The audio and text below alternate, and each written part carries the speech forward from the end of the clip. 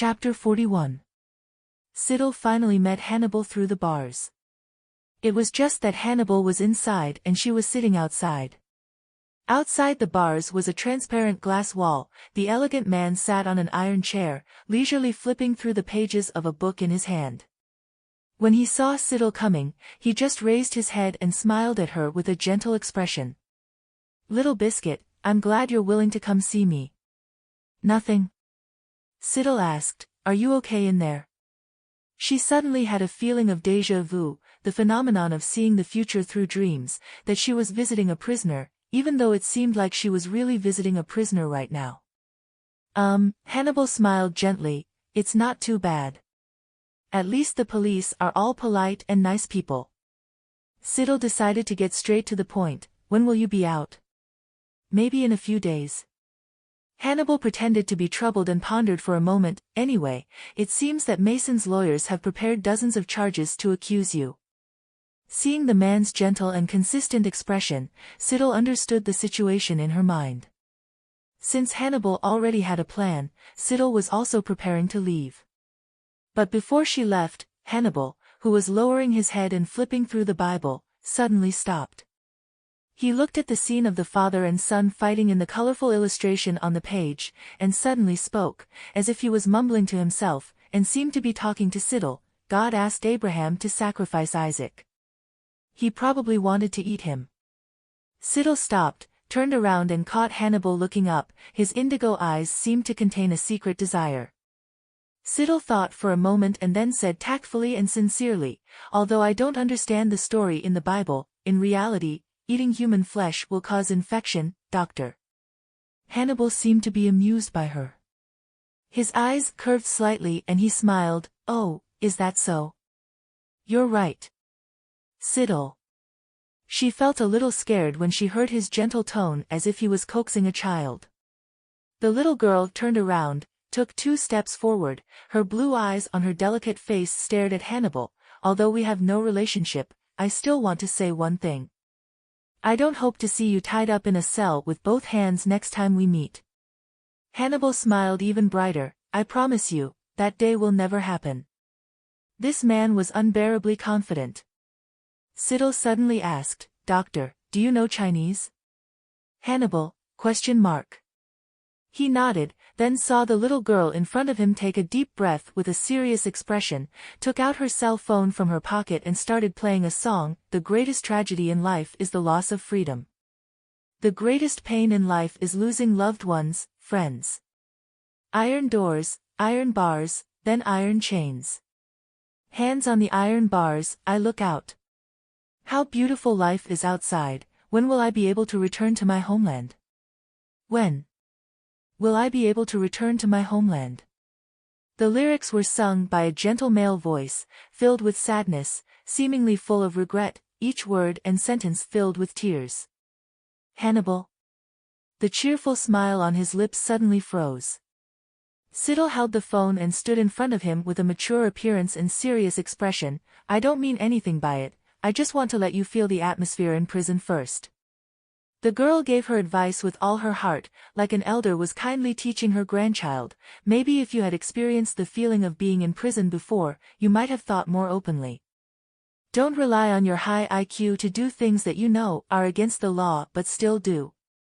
At this moment, the lyrics coincidentally came to the right part. "The son in prison misses his mother, regrets not listening to her." Hannibal. He could only keep silent. Siddle left the police station in a good mood. After returning home, she discussed with Janet and Margot for a while. Finally, with everyone's consent, Janet decided to file a lawsuit against Mr. Verger to take away his custody of Margot.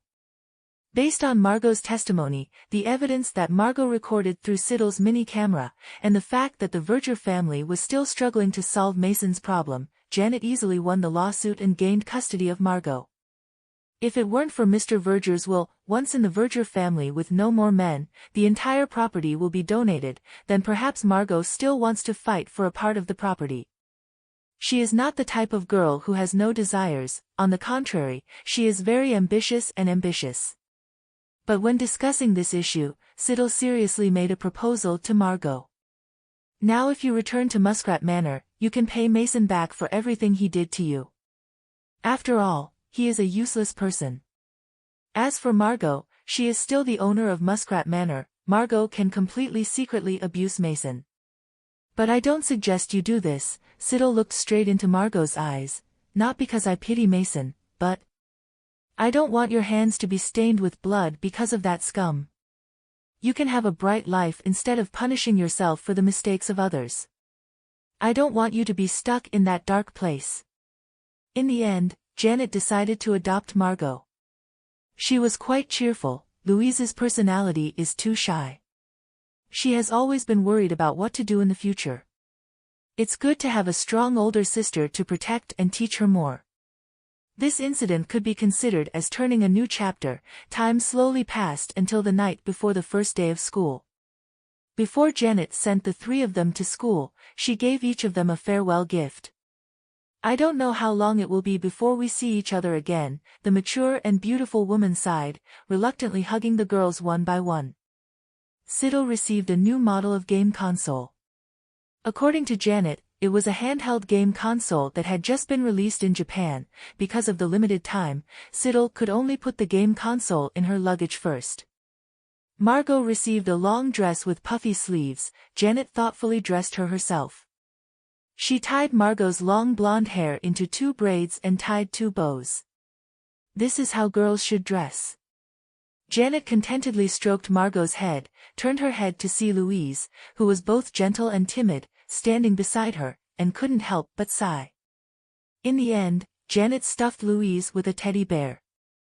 This strong and resilient woman seemed to really not know how to get along with her weak daughter. On the day the 3 Siddles returned to school, at an airport in Massachusetts. In the lobby, a man dressed smartly in British style stood up, pulled his luggage, checked in, and leisurely boarded the plane. On the way, he conveniently helped a woman who almost fell. While the girl was still immersed in that handsome face and deep indigo eyes and hadn't had time to say thank you, the man let go of her hand, smiled and nodded at her, then turned and disappeared into the crowd. Hannibal sat down on the plane seat. Outside the window, white clouds drifted lazily, the sky was blue. He leisurely opened a culinary magazine and read the various recipes with interest. The first day back to school was the exam day. This large-scale exam was no problem for Siddle. But after a tiring day of exams, Big Brother Pansy came to find her. Siddle, the boy secretly pulled her to the corner of the hallway. Tonight I'm going on a great adventure in T507, do you want to come? The boy even said quite proudly, you're the only girl I decided to bring along on this adventure. I know you're different from the other girls. Siddle wasn't curious, but she was a bit sensitive to the word adventure, so she quickly asked, where are you going on an adventure? Let her see where Pansy was going to find something. On the mountain behind the school, Pansy saw Siddle asking back, thinking she was interested, so she couldn't help but get excited. Although he had promised his juniors that he would definitely bring Siddle, who usually acted cold and arrogant, to join them in an expedition in the suburbs, Pansy herself knew that he and Siddle were not actually close. To put it mildly, they were not on good terms, and to put it bluntly, they had nothing to do with each other. Did you know? The boy lowered his voice, there are several caves on that mountain that are listed by the National Cave Association, but this time we are not going to those places, but... Pansy deliberately spoke half-heartedly, waiting for Siddle's question. Siddle, oh. She said coldly, let go, I have to go back to the dormitory to rest. Pansy. Was that all?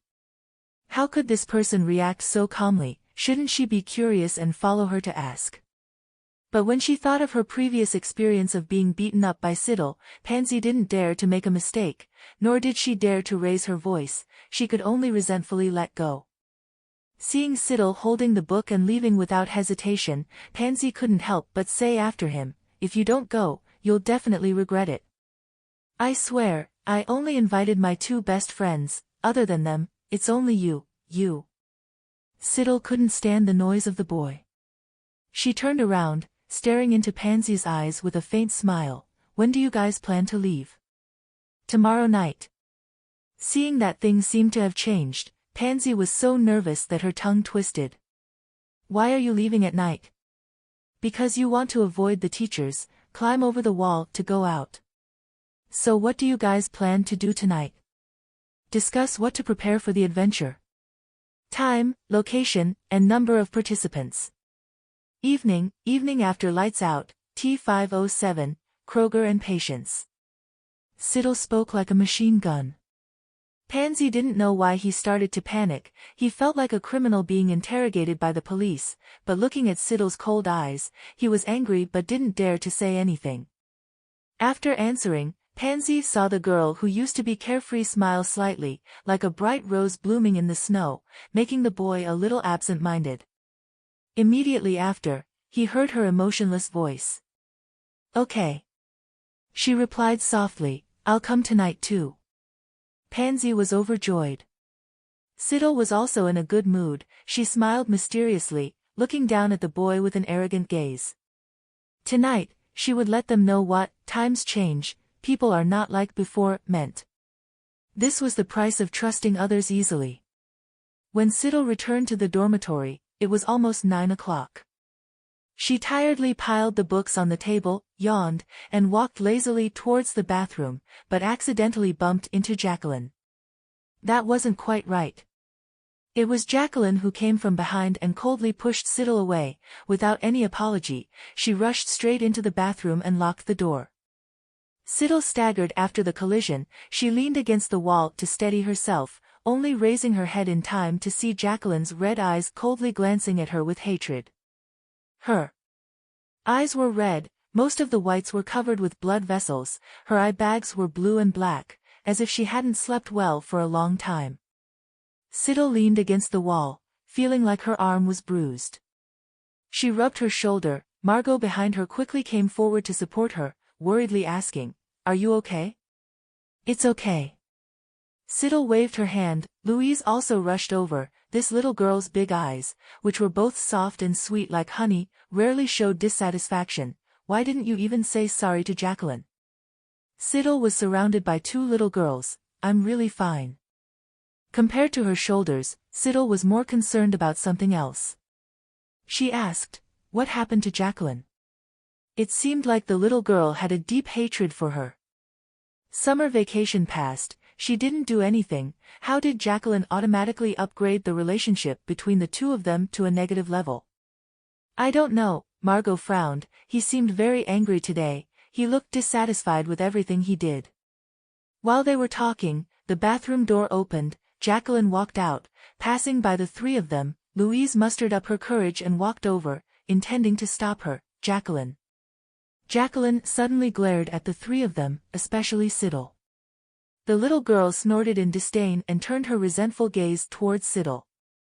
After grunting, she turned away without even looking at Louise. Siddle. Margot coldly said, Jacqueline, stop.